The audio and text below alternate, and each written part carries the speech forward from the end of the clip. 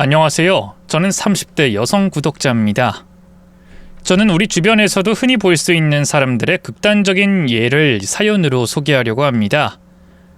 너무 어이없는 일인데 아마 오늘 제 사연과 비슷한 이야기 많이들 들어보고 또는 겪고 계신다고 생각이 들어요. 요즘 시대에도 여러 집안의 골머리를 앓게 하는 일인데 길게 설명하기보다는 사연으로 어떤 일인지 알려드리도록 하겠습니다. 제 인생은 어릴 적부터 순탄한 적이 없었다 싶습니다. 어릴 적에는 가난으로 따돌림과 편견에 시달리며 힘들어했고 성인이 되어서는 아빠가 세상을 떠나시며 더 어려워지게 되었죠. 그래서 저는 겨우 20살 나이에 홀로 남은 엄마를 도와 동생들을 돌보려 가장 역할을 해야 했고 저의 인생을 살기보단 가족을 위해 희생하는 삶을 살아야만 했습니다. 돈을 벌기 위해 꿈을 포기하고 미래를 잃어버리며 너무 지치고 힘들었지만 그때는 같이 힘들어질 가족들 생각에 감히 불평조차 할 수 없었어요.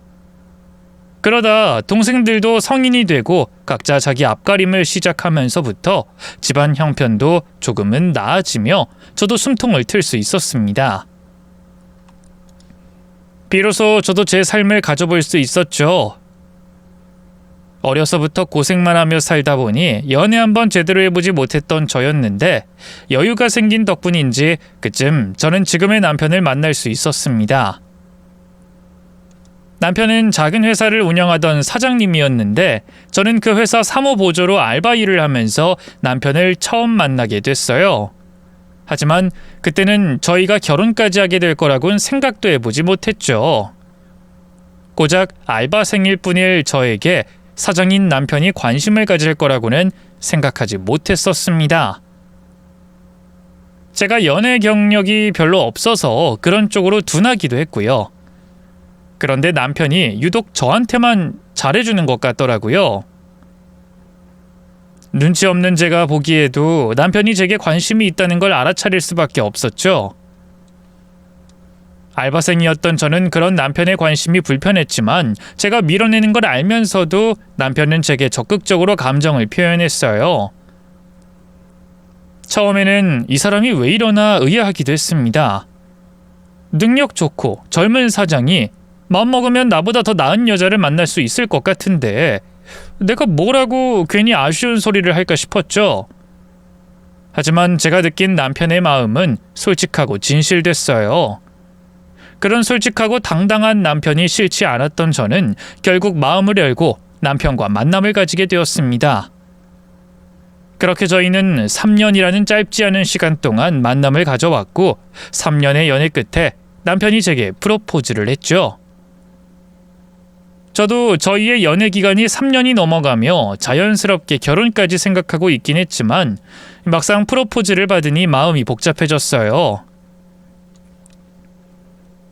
결혼하는데 필요한 현실적인 것들을 생각하다 보니 제가 남편과 결혼하기에는 많이 부족하다고 느껴졌거든요. 저희 집안 형편이 이전보다는 나아졌다고는 하지만 남들에 비해서는 좋지 않은 편이었고 저도 돈을 벌어 가져다 주기만 했지 모은 지는 얼마 되지 않아서 아무래도 결혼은 무리라고 생각했어요. 결혼? 지금 당장? 왜? 자긴 나랑 결혼하고 싶지 않아? 당연히 나랑 같은 마음인 줄 알았는데 내가 뭐 부족했어? 아니 부족한 게 뭐가 있겠어. 그런 게 아니라 내가 부족해서 그렇지. 당장 결혼하기엔 내가 너무 모은 게 없어서 혼수도 해야 하고 결혼식 비용도 생각하면 당장은 무리일 것 같은데 조금만 더 기다려주면 안 될까? 아이 뭐야 그런 게 걱정이었어? 내가 있는데 무슨 그런 걱정을 하고 있어. 괜찮아. 결혼 준비는 내가 다 알아서 할 테니까 자긴 나만 믿어. 그래도 여태 받기만 했는데 결혼하면서까지 그러면 내가 너무 미안해서 그렇지. 내가 좋아서 서두르는 건데 희주 네가 미안할 게 뭐가 있어. 괜찮아. 저는 결혼 준비를 위해 조금이나마 결혼식을 미루고 싶었지만 남편은 괜찮다며 결혼을 적극적으로 밀어붙였습니다. 그 말에도 저는 여전히 걱정스러웠지만 고집 있는 남편이 제 말을 들을 것 같지도 않았고 자신 있어 하는 모습에 남편을 믿어보기로 했어요. 하지만 호언장담했던 남편의 말과 달리 역시나 저희의 결혼은 난관을 마주하고 말았습니다. 제 예상대로 너무나도 당연히 시모가 절 반대하고 나섰거든요. 시모가 저를 반대하는 이유는 묻지 않아도 될 정도로 뻔했습니다. 바로 제가 가난하다는 이유 때문이었죠.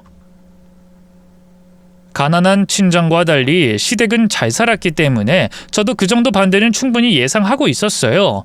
그런데 시모는 왜인지 자신이 반대하는 이유가 형편 때문이 아니라는 말만 하더라고요. 돈 때문에 사람 차별하는 시모가 되기는 싫은지 눈에 보이는 거짓말이 이해되지 않았지만 어쨌든 그런 시모의 반대에 부딪혀 저희의 결혼은 어려워질 수밖에 없었습니다. 예상했던 일이었지만 막상 가족이 될 사람의 멸시와 무시를 마주하니 저도 마음먹은 것과 달리 작아지게 되더라고요. 하지만 그런 반대에도 남편은 저와의 결혼을 포기하지 않았고 열심히 시모를 설득해줬습니다. 그리고 그런 남편은 결국 시모를 설득했어요. 정확히 말하면 설득이 아니라 반협박에 가까운 고집이었지만 어쨌든 시모가 남편의 고집에 두 손 두 발 들었던 거죠. 그렇게 저희는 무사히 결혼할 수 있었고 이후 시모는 오히려 다 포기한 건지 반대하던 이전과는 달리 저를 며느리로 인정하며 잘해주었습니다. 미안하다 아가. 못난 부모 마음에 자식 걱정하다가 괜히 너한테 상처를 준 게 아닌가 싶구나. 내가 염려가 많아서 그랬던 거니까 이제라도 이해해 주렴. 아니에요 어머님. 받아주셔서 감사해요. 제가 여러모로 부족한 게 많겠지만 노력하겠습니다. 앞으로 제가 잘할게요. 아니다 내가 잘한마. 우리 앞으로 잘 지내보자꾸나. 전과 달리 다정하게 맞아주는 시모를 보며 저는 앞으로의 저의 결혼 생활이 순탄하게 잘 풀릴 거라고 생각했습니다.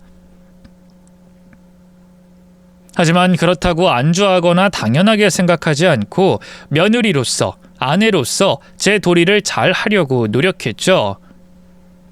그렇게 비로소 결혼 후에 제 인생이 평탄해진다고 생각했던 저는 앞으로 저의 삶이 행복할 거라고 믿고 있었습니다. 그런데 안정적인 삶을 얼마나 누렸다고 갑자기 남편의 사업이 어려워지기 시작했어요. 규모가 크지는 않았지만 나름 안정적이고 탄탄하게 잘 키워오던 회사였는데 역시 사업은 알 수 없는 건지 하루아침에 남편의 사업체가 망하며 남편의 회사는 문을 닫아야만 했습니다. 자금 문제로 남편이 어려워하는 걸 아시고 돈이 많은 시모가 도와주려 했지만 남편은 그런 도움도 마다하고 그냥 폐업을 결정했어요.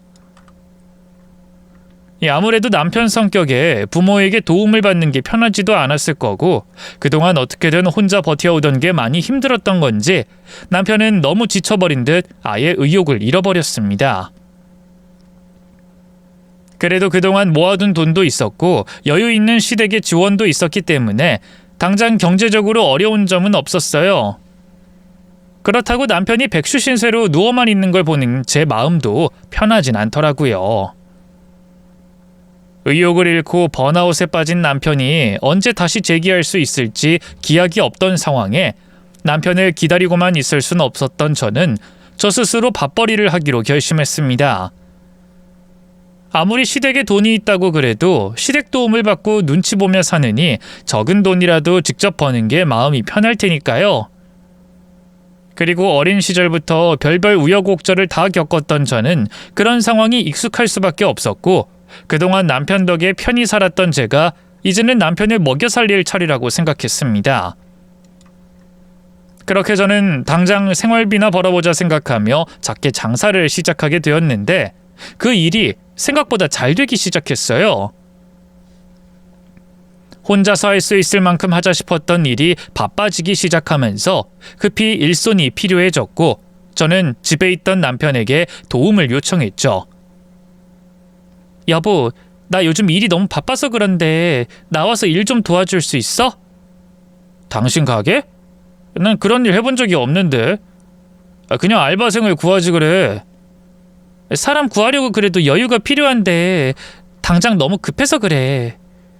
별로 어려운 일도 아니니까 그냥 좀 도와줘.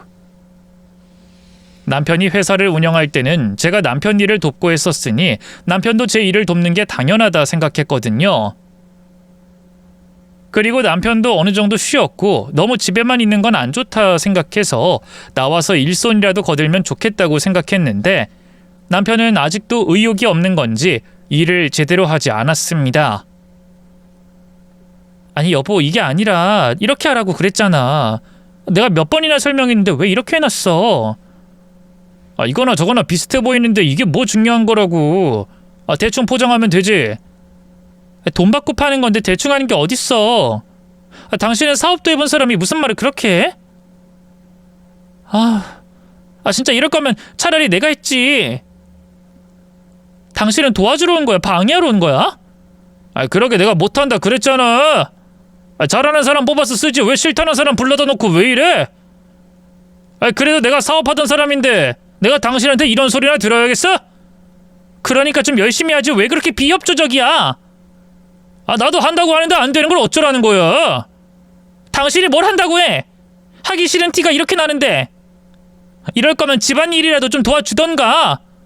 뭐 먹고 설거지 한 번은 안 하면서 여기 일을 돕든 집안일을 돕든 좀 도와. 자꾸 잔소리를 하다 보니 버릇이 된 건지 남편을 향한 잔소리는 집에서까지 이어지게 되더라고요. 그렇게 저는 점점 불만스러운 아내가 되어갔고 남편은 그런 저의 잔소리에 지쳐가는 듯 했습니다. 그러다 보니 저희 부부관계가 점점 멀어지는 건 당연한 수순이 됐죠. 남편은 저의 잔소리를 피하고자 제 눈치를 보기 시작했고 괜히 꼬투리를 잡힐까 싶은지 아예 대화를 줄이는 것 같았습니다. 그러다 언젠가부터는 저와 한 공간에 있는 것마저 싫은 건지 자꾸 밖으로 나도는 시간이 많아지더라고요. 처음에는 그런 남편의 태도가 싫고 황당하기만 했지만 생각해보니 저도 잘못했다 싶어 반성하게 되었습니다. 내가 힘들다고 남편을 너무 나무랐나 싶었던 저는 더 이상 이러면 안 되겠다 생각해 화를 참기로 했죠. 그래서 남편이 사무실에서 실수해도 꾹 참고 집에서도 남편 대우를 해주며 더 잘하려고 했습니다. 애도 없는 제가 마치 어린 아들 달래듯 남편의 길을 살려주려 애를 써야 했어요. 하지만 그럼에도 남편은 저의 마음을 몰라주는 건지 여전히 대면대면하게 굴었습니다. 제가 전에 나무란 게 많이 섭섭했던 건지 쉽게 마음을 풀려 하지 않더라고요. 그런 남편의 모습에 저는 또 화가 났습니다. 내가 괜한 걸로 트집 잡은 것도 아니고 남편이 잘못했으니 그런 건데 제가 기껏 몇 마디 잔소리한 것을 가지고 이런 식으로 나오나 싶어서 철없이 구는 남편이 이해되지 않고 괘씸하더라고요. 가족을 위해 제가 고생하고 노력하는 걸 알면서도 저를 배려하지 못하는 남편의 모습이 실망스러웠지만 저는 남편과의 관계 회복이 우선이라 생각하며 참기로 했습니다. 그래서 그 후로도 남편이 비위를 맞추며 계속 참을 수밖에 없었죠. 그럼에도 남편은 아무런 반응이 없었어요. 좋으면 좋다, 싫으면 싫다, 그 어떤 반응도 없었죠. 남편의 어떤 반응이라도 보고 싶었던 마음에 저는 무리한 장난을 치게 되었어요. 임신했다며 남편의 반응을 보려고 했죠. 여보, 우리 아이 생기면 어떨 것 같아? 왜? 당신 신혼 초에 아이 빨리 가지고 싶다고 말했잖아. 또 무슨 말하려고 사람 귀찮게 굴어. 당신은 일 안 힘들어? 하긴 뭐 당신은 사람들 부리기나 하지 직접 하는 일은 없으니까. 난 당신 밑에서 직원으로서 일해서 그런지 몹시 피곤하니까 좀 쉴게. 쓸데없는 말 걸지 마. 왜 그래? 솔직히 상황만 잘 따라줬으면 지금쯤 당신이 말한 우리 아이들 있을 수도 있잖아. 그러니까 말해봐. 어떨 것 같아? 됐어. 나 TV 봐야 하니까 그만해. 정말 당신. 그래. 내가 아이를 위해서라도 마음을 좋게 먹어야지. 당신이 피곤해서 그런다고 좋게 생각할게. 뭐? 그게 무슨 말이야? 아이를 위해서라니? 말 그대로야. 내 뱃속 우리 아이를 위해서 내가 좋게 생각하겠다고. 뭐? 그럼 지금 당신 임신했다는 거야? 누구 애를? 그런 말이 어딨어. 누구 애긴 누구 애야. 당신 애지. 내 애라고? 우리 요즘 아니구나. 그때 술 아하. 왜 그래? 놀라서 그래?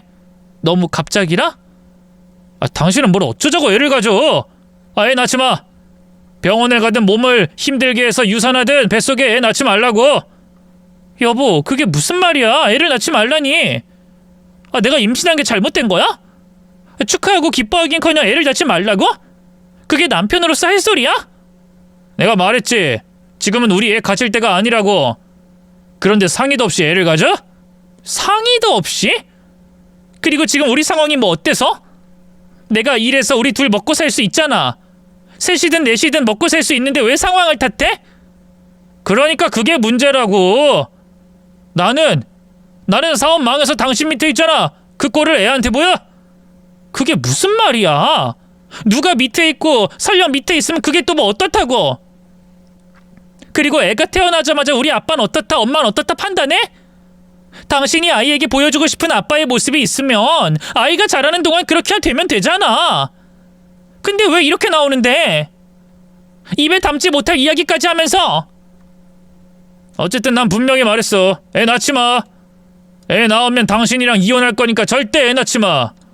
야, 박철우, 너 어떻게 그런 말을 해? 남편의 반응을 봐서 이번 기회에 정말 아이를 가지거나 분위기를 좋게 하려고 했는데 제 예상 밖의 얘기를 듣게 되었어요.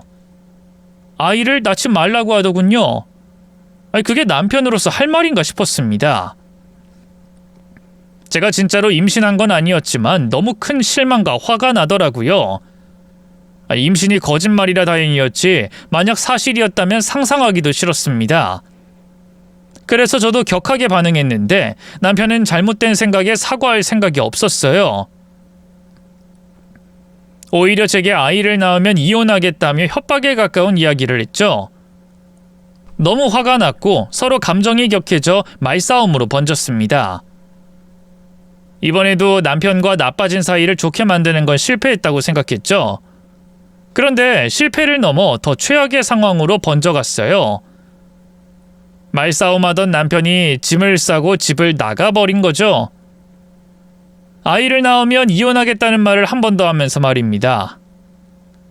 남편에게 엄청난 실망과 함께 감정이 격해져 있던 저는 집을 나가는 남편을 붙잡지 않았어요.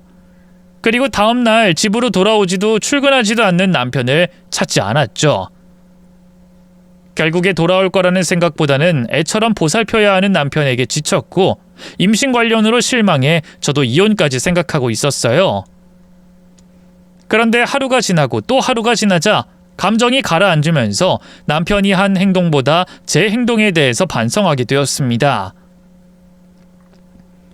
자존심 강한 남편을 모르는 것도 아닌데 사업망에 제 밑에서 일하고 제게 지적받고 혼나 감정이 상할 대로 상한 상황에서 괜한 장난을 친 것 같더라고요.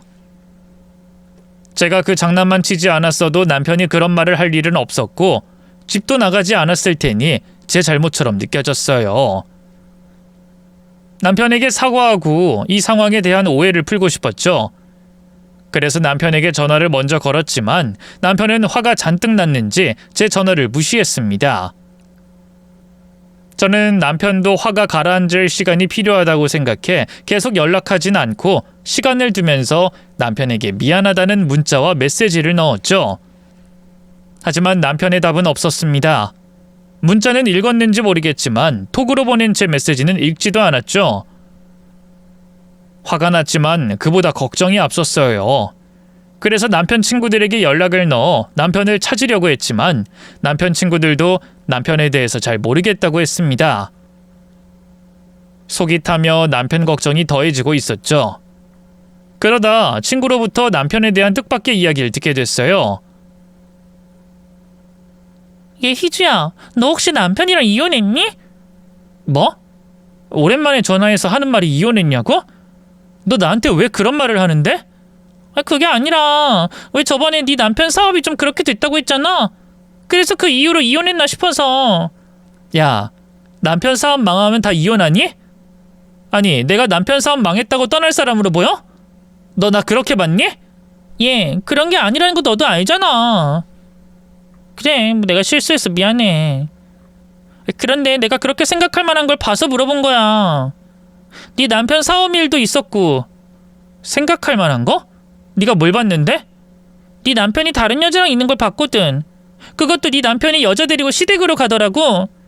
그래서 네 남편 사업 망한 것 때문에 헤어진 건가 싶었지. 그런데 내가 오해했나 보다. 사촌이나 친척이었나 보네. 미안해. 그러니까 네 말은 우리 그이가 나 말고 다른 여자랑 우리 시댁으로 들어가는 걸 봤다고? 응. 왜? 혹시 너 모르는 일이야? 어? 아니, 아마 사촌 동생일 거야. 최근에 같이 어머님 댁에 간다고 했거든. 그런데 너 확실하니? 우리 남편인 거 맞아? 확실해. 내가 인사하려고 다가갔다가 웬 여자가 있길래 돌아섰단 말이야. 바로 앞에서 본 거라 네 남편 목소리도 들었어. 네 남편 100% 맞아. 그런데 네 남편이 사촌 동생이랑 시댁에 간 거 알고 있다는 애가 네 남편이 맞는지 왜 물어봐? 어? 아, 혹시 남편이 시댁에 다녀온다고 하고 어디로 샌 건 아닌가 싶었거든. 그런데 네 이야기 들어보니 갔다 온 거 맞나 보네.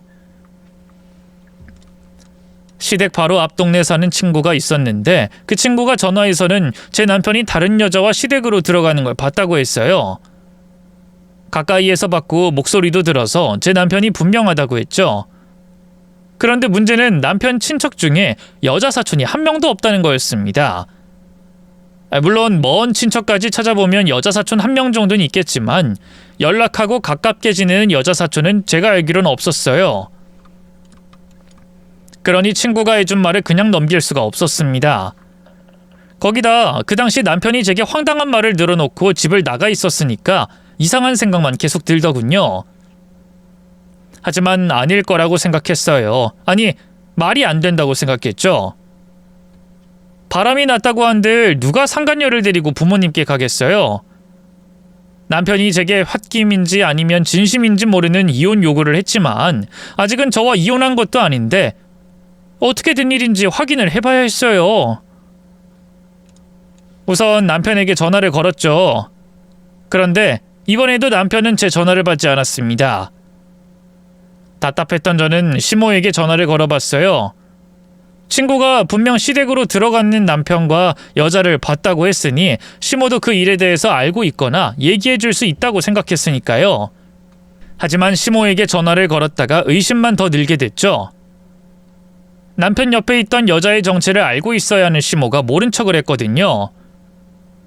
그래, 잘 지내고 있지? 내가 요즘 정신이 없어서 전화도 못했구나. 저희야 잘 지내죠. 제가 진작에 전화 드렸어야 했는데 요즘 많이 바빠서 정신이 없었어요. 죄송해요. 어머님, 뭐 아픈 데 없으시고 잘 지내시죠? 아이, 그럼 나야 뭐 잘 지내고 있지. 철우는 옆에 있니? 네? 그이 친구 만나러 나갔어요. 제가 들어오면 어머님께 전화 드리라고 할게요. 그런데 어머님, 그이가 최근에 전화하거나 어머님 댁에 찾아가지 않았어요? 아니, 걔도 요즘 너 일 돕는다고 정신없는지 연락 없었는데. 그래요? 그이가 웬일로 어머님께 연락을 안 했지? 그럼 혹시 그이 보시거나 대화 나누신 게 얼마나 되셨어요? 아유, 벌써 한 달 다 돼가지. 나도 바쁘고 걔도 바쁘니. 왜? 무슨 일 있니? 아니요, 그냥 그이가 어머님께 연락 안 드렸다고 하니 얼마나 됐는지 궁금해서요. 분명 남편이 여자와 시댁으로 들어갔다 했습니다. 그런데 시모는 남편을 만나지 않았다고 했죠. 제 친구가 거짓말한 게 아니라면 시모가 제게 거짓말을 하는 거였습니다. 저는 다시 한번 친구에게 전화를 걸어 확인했어요. 너 저번에 내 남편 봤다는 거 말이야. 그거 진짜 내 남편 맞아? 혹시 다른 사람이랑 착각한 거 아니야? 야, 내 나이가 몇인데 벌써 사람을 착각하고 그러겠냐? 눈앞에서 봤다니까? 네 남편 목소리도 들었다고. 그리고 너도 그쯤에 네 남편이 사촌이랑 시댁에 갔다며. 그런데 갑자기 왜 또 네 남편 맞냐고 물어보는데? 너 정말이지? 확실하지? 그래, 확실해. 너 지금부터 내가 하는 말 누구한테도 말하면 안 돼. 알겠지? 그러니까 실은 친구에게 모든 걸 털어놓는 게 더 낫겠다고 판단한 저는 지금 남편과의 상황을, 바로 어제 시모와 통화했던 내용을 알려줬어요. 그러자 제 말에 놀라던 친구가 다급히 말을 전해왔죠. 어머머, 야, 나 또 봤어. 네 남편이 그 사촌이라는 여자랑 네 시댁에 들어가는 거 또 봤다고. 그게 바로 어제 일인데. 그럼 이 여자 도대체 누구니? 누군데 네 남편이랑 너희 시댁에 왔다 갔다 하는 거야? 뭐? 어제도 내 남편이 그 여자랑 시댁에 들어갔다고? 너 그거 진짜지? 이런 상황에서 내가 거짓말 하겠어? 진짜야. 아, 내가 이럴 줄 알았으면 사진이라도 찍어 놓을 걸 그랬다. 야, 잠깐만. 나 우리 시어머니한테 확인 좀 해볼게. 야, 너 지금 무슨 소리 하는 거야? 어제도 네 시모가 온 적 없다고 했다며. 그런데 오늘이라고 다르겠어? 네 시모가 거짓말한 이유가 있을 거야. 그 이유가 뭔지 모르겠지만 네가 알게 된 걸 곧대로 말하면 안 될 거라고. 한 번이 아닌 두 번이나, 그것도 시모가 시치미를 뗀 어제도 남편이 여자와 시댁에 들렸다는 말에 보통 일이 아니다 싶었어요. 친구와 전화를 끊고 시모에게 다시 전화를 걸려고 했죠. 그런데 친구가 당황하고 흥분해 있던 저를 말렸어요. 그제야 저도 정신이 번쩍 들었습니다. 그리고 남편의 황당한 말과 행동, 친구의 목격담, 그리고 시모의 거짓말까지 천천히 다시 생각해보며 지금 이 상황이 어떻게 된 일인지 맞춰나가기 시작했죠. 그 결과 두 가지 결론이 나왔습니다. 하나는 제가 모르는 여자 사촌이 있다는 것과, 또 하나는 남편과 불륜인 여자가 있다는 결론이었어요. 남편과 여자가 목격된 곳이 다른 곳이었다면 불륜이 100%라고 생각했겠지만 시댁 앞이라는 게 아닐 수도 있다는 생각을 놓지 못하게 했고, 또 시모가 제게 거짓말한 것과 남편의 날선 반응을 생각하면 어쩔 수 없이 불륜이 생각났죠. 결국 제가 남편과 그 여자가 있는 자리를 덮치거나 남편에게 직접 이야기를 듣는 것밖에 방법이 없다고 생각했습니다. 그래서 친구에게 부탁했어요. 남편과 그 여자가 시댁으로 들어가는 현장을 확인하고 두 사람의 관계를 묻기 위해 친구 집에서 지켜봐도 될지 말이죠. 고맙게도 친구는 허락해줬고 저는 그 즉시 친구 집으로 찾아가 하루 종일 창밖을 쳐다봤습니다. 그러다 친구 집에서 잠복하고 있는 지 딱 일주일이 되었던 금요일 저녁, 남편이 등장했어요. 친구에게 말로만 듣던 그 여자도 옆에 있었고요. 너무 멀어 여자가 잘 보이진 않았지만 제가 알고 있는 사람은 아니었어요. 그리고 남편과 사촌 관계도 아닌 것 같았죠. 아무리 친한 사촌이라고 한들 남녀가 30이 넘어서 손을 잡고 다니진 않으니까 말이에요. 두 사람은 깍지 낀 손을 잡은 채 시댁이 있는 아파트 동으로 들어갔습니다. 남편이 정체 모를 여자와 시댁으로 들어가는 모습을 보곤 저도 제정신일 순 없었어요. 거기다 이제까지 친구에게 들었던 것과 달리 남편과 여자가 손을 붙잡고 있는 모습까지 봤기 때문에 더 흥분한 상태였죠. 저는 절 말리고 붙잡는 친구를 뿌리치고 시댁으로 달려갔습니다. 시댁으로 달려가 비밀번호를 모르는 도어락을 누르고 문을 두드리며 남편을 불렀죠.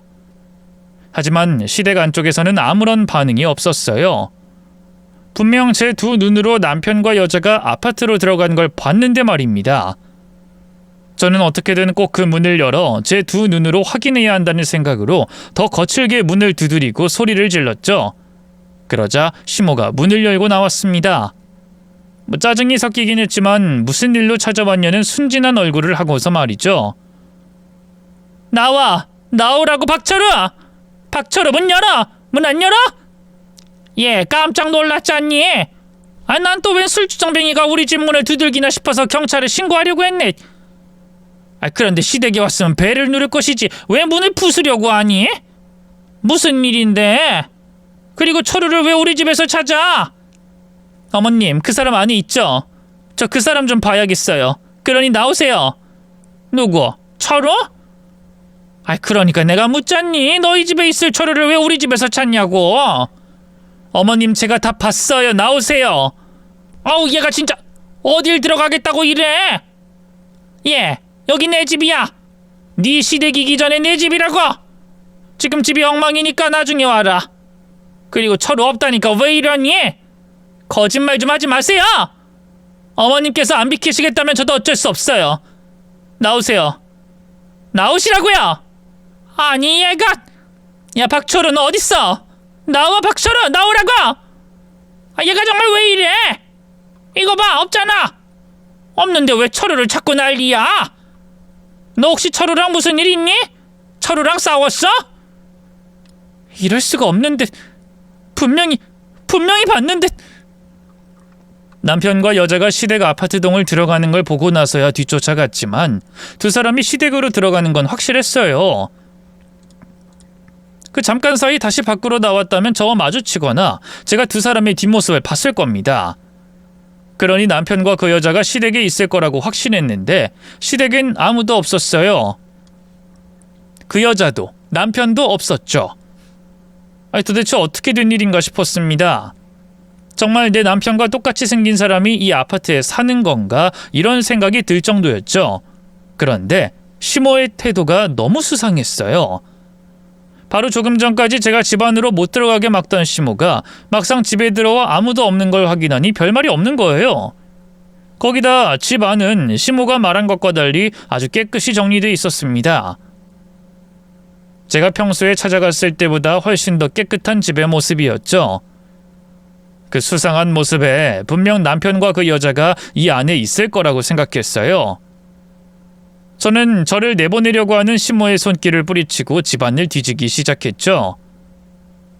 자, 없는 거 봤지? 그럼 이제 가봐라. 내가 오늘 몸이 안 좋아서 쉬어야 하니까 그만 가봐. 그리고 너 나중에 철우랑 어떻게 된 건지 나한테 다 말해야 할 거야. 오늘 이 소동 벌인 일에 대해서 말해야 할 거라고. 잠시만요. 아직 확인 다 한 거 아니잖아요. 뭐? 얘가 왜 이래? 너 지금 뭐 하는 거야? 거기는 왜 들어가? 너 이제 시어머니 방까지 마음대로 들어가냐? 나오라고! 이게 정말. 야, 너 지금 시어머니 말이 말 같지 않아? 그만두라고! 이 집에 그 사람 없다는 거 다 확인할 때까지 못 가요. 그러니까. 뭐야? 야 박철우! 제가 시댁에 있는 문이라는 문은 전부 다 열면서 확인하자 시모는 저를 집 밖으로 쫓아내려고 했어요. 그런 시모의 방해에도 꿋꿋이 문 하나하나 다 열었던 저는 시댁 안방 장롱 안에 숨어있던 남편을 발견했습니다. 그리고 장롱 안에 있는 남편을 보며 확신했어요. 조금 전 봤던 그 여자도 분명 여기 어딘가에 있다는 걸 말이죠. 저는 놀란 남편과 시모를 그대로 둔 채 다른 장롱 문을 열기 시작했고 남편이 발견된 장롱 바로 옆 칸에서 여자를 찾아냈습니다. 두 사람이 숨어있는 모습만 봐도 이 상황이 어떤 상황인지 충분히 설명되었어요. 하지만 확실히 해야 했죠. 폭발 직전이었던 저는 겨우 숨을 고르고 참으며 이 일에 대해서 물었어요. 어떻게 된 일인지, 그리고 전부 다 솔직하게 말하라고 말이죠. 어머님, 이 사람 없다고 하지 않으셨어요? 그리고 제가 모르는 여자도 있네요. 어떻게 된 거예요? 아니, 당신에게 묻는 게 더 빠른가? 말해봐. 내가 임신했다고 하니 이혼하자며 집 나갔는데 이건 무슨 상황이야? 저 여잔 누군데? 뭐가? 내가 우리 엄마 집에 온 게 당신에게 설명해야 하는 일이야? 그리고 얘는 내 사촌 동생이야. 원래는 외국에서 지내는데 오랜만에 한국 들어와서 우리 집에 온 것뿐이라고. 뭐? 사촌 동생? 그럼 당당하게 있지 왜 숨어 있는데? 누가 숨어 있어? 오랜만에 사촌 동생이랑 술래잡기 한 거야. 마침 당신이 들어온 것뿐이고. 진짜 말이 되는 소리를 해라. 그 나이 먹고 사촌 동생이랑 술래잡기를 해? 그리고 술래는 누군데? 당신이랑 저 여자는 술래도 없이 숨기만 하나 보지? 너희들 바람 피우는 사이지? 너 전혀 만나고 있는 거지? 야, 바람이라니! 그리고 년이 뭐야, 년이! 엄마가 술래였어. 그래서 우리 둘이 숨었던 거라고. 계속 금방 들통날 거짓말 할래? 너 진짜. 야, 너 나와봐. 너 뭐하는 년인데 유부남을 만나? 네가 다 말해봐. 지금 이 상황 어떻게 된 건지 얘기하라고. 아이 그만. 너 우리 철우랑 나으니 그만 좀 들들볶 가라. 내가 다 말해줄 테니 그만하라고. 어머님, 그래요. 어디 설명해 보세요. 도대체 어떻게 된 건데요? 어머님은 왜 저 두 사람의 관계를 제게 숨기고 있는데요? 언제부터 알고 있었고요? 이것 봐라. 며느리라는 애가 시어머니한테 말하는 꼬락선이나 잡아먹을 듯한 이 표정을 보라고. 독한 년. 우리 아들 잡아먹을 년. 네가 이래서 내가 우리 아들 살리려고 한 짓이다. 왜? 부모가 자식 걱정돼서 자식 살리겠다고 하는데 그게 문제가 되냐? 문제야? 자식을 살려요? 자식 바람 피우는 거 도와주는 게 자식 살리는 거예요? 그래! 네 년가 떼어놓고 내 아들 살리는 여자 붙여주는 게 내 자식 살리는 방법이다. 꼭 여자는 안 붙이더라도 너랑 헤어지게 하는 게 내 아들 살리는 유일한 방법이야. 그냥 두고만 보면 네가 내 아들 잡아먹을 테니까. 네? 어머님 정말 어떻게 되셨나 보네요. 그런 정신 나간 소리를 잘도 떠드시는 걸 보면. 그냥 저 싫다고 말하세요. 이런저런 말도 안 되는 핑계 대지 말고 저 싫다고 하라고요. 정신 나간 소리? 아니, 너무나도 딱 맞는데 어쩜 하나도 틀리지 않고 들어맞아? 네가 내 아들 잡아먹는 과정이 내가 들었던 얘기랑 똑같다고 알아? 들어요? 그건 또 무슨 말이에요? 무슨 말이긴? 내가 다니는 신당 신녀님이 해준 말이지. 네가 내 아들 잡아먹는 사주팔자라고 했어. 너랑 살면 내 아들이 하는 일마다 족족 다 안 될 거라고 했고, 네 밑에서 기 한 번 펴보지 못하고 산다고 했지. 거기다 네가 내 아들 빨아먹고 자라는 사주라 나중에 내 아들이 죽는다고 하더구나. 그래서 내가 이 결혼 반대했던 거야. 반대했는데 철우가 고집을 피워서 해줬더니 그 결과가 결국 내가 걱정했던 것과 딱 맞잖니. 너 때문에 우리 아들 사업 망하고 네 밑에서 기 죽어서 지냈잖아. 그러니 이제 남는 게 뭐겠어. 너는 내 아들 쪽쪽 빨아먹어서 잘 살고 우리 철우는 피 말라 죽는 것밖에 더 남았어? 그런데 그걸 어미인 내가 보고만 있겠니? 그래서 내 아들 살리려고 한 거다. 왜?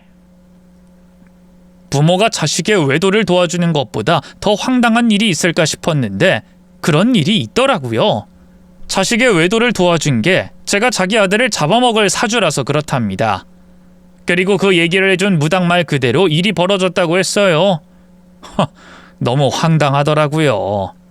말 같은 소리를 해야 화를 내거나 따져 묻겠는데 비현실적이고 비과학적인 이야기를 마치 진실인 것 마냥 말하고 있는 시모를 보니까 말이죠. 거기다 그 헛소리를 말하고 있는 시모의 눈을 보면 확신에 차 있었어요. 정말 제가 남편을 빨아먹고 죽일 팔자고 자긴 그런 아들을 살리고 있다는 눈빛이었죠. 광기 어린 눈빛에 무섭기까지 했습니다. 그리고 저만 이 상황이 이해되지 않는 건지 싶어 주위를 둘러봤죠. 제 눈에는 남편이 들어왔고요. 당신도 저렇게 생각해? 저 황당한 말을 믿고 이러는 거야? 그래서 내가 애를 가졌다고 하니까 이혼하자고 한 거야?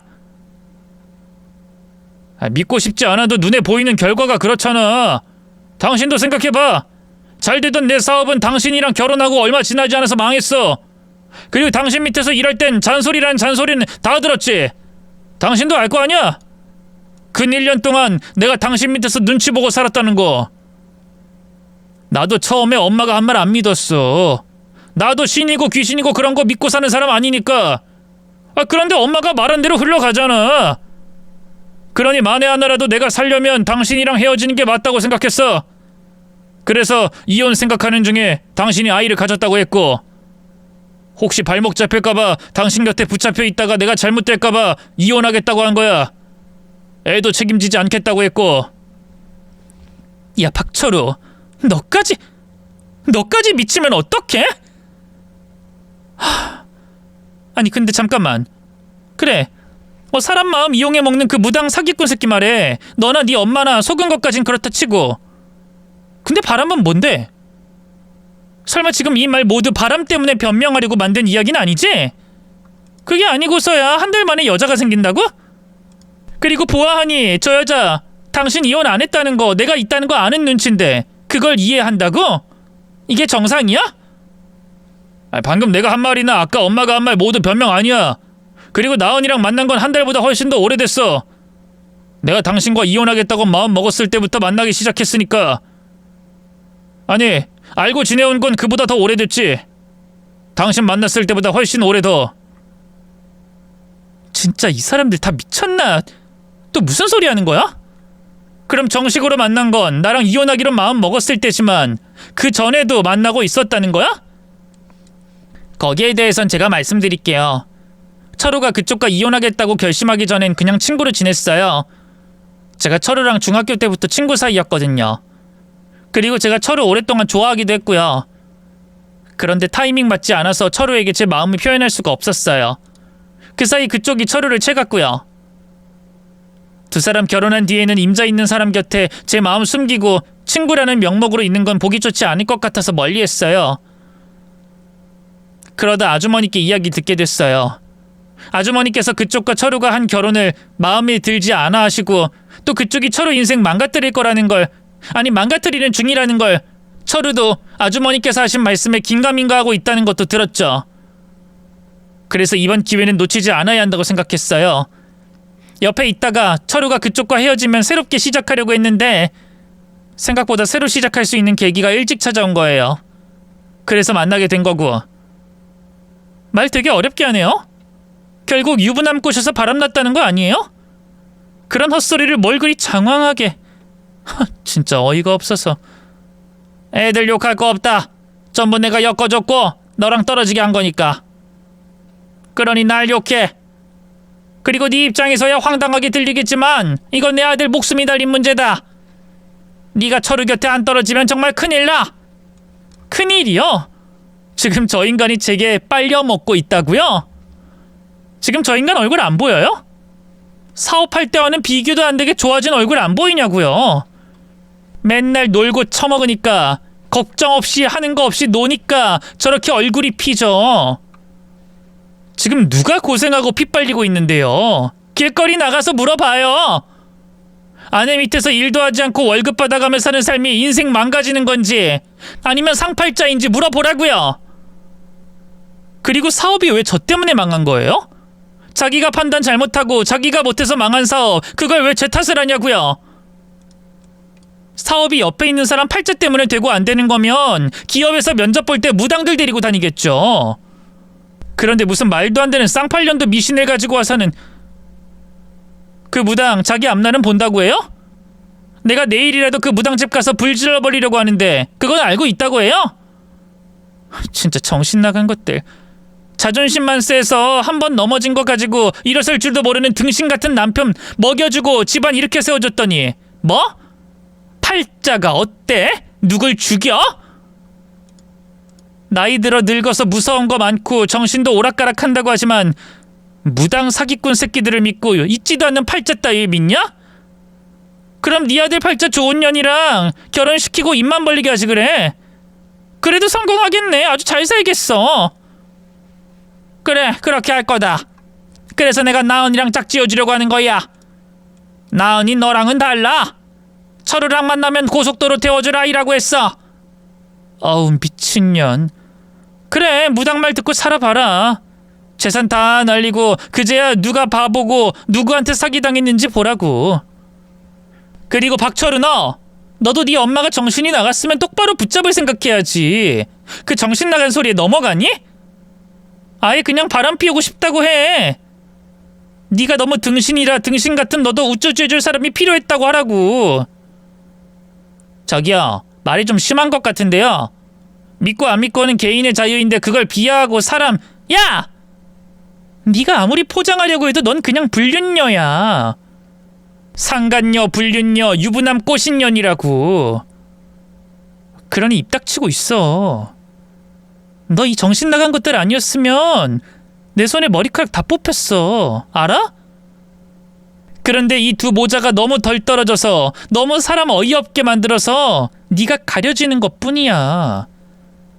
그러니 닥치고 있어. 그리고 여기서 확실히 말하는데 나 당신들 원하는 대로 이혼해줄 거야. 무당말 믿고 비정상적으로 사는 것들이랑 빨리 헤어지고 싶어. 근데 계산은 제대로 해야 헤어질 수 있을 것 같아. 우선 내 장사. 내가 장사해서 번 돈 건들지 마. 아유 얘, 그 돈 해봤자 얼마나 된다고 우리가 내놓으라고 하겠니? 그리고 당신들 때문에 허비하게 된 내 인생 내 시간에 대해서 돈으로 챙겨줘. 그래, 말도 안 되는 금액만 아니라면 챙겨주마. 쉽게 해결하고 싶으면 지금 살고 있는 집, 그 집 이혼할 때 네가 가져라. 그럼 됐니? 얼마나 받아야 합당한진 계산해보고 알려주는 걸로 할 테니까 차차 계산하고. 그리고 또 하나 더. 내 잘못이 아니라 무당 믿는 등신 같은 노인네와 그 정신 나간 어미 말 듣는 모자란 놈, 또 유부남 꼬시는 년 때문에 이혼하게 된 거라는 걸 남겨야 하겠어. 합의 이혼 없다는 거야. 소송 전부 다 할 거라고. 어차피 나랑 헤어지면 두 사람 결혼하고 살 거 아니야? 사주가 잘 맞아서 평생 행복하게 살 거고. 그러니 흠이 남아도 무슨 상관이겠어. 안 그래? 그래라. 네가 원하는 대로 다 해줄게. 소송 들어와도 대응하지 말고 다 인정하라고 할 테니. 됐지? 그럼 너 이제 내 아들 곁에서 떨어지는 거지?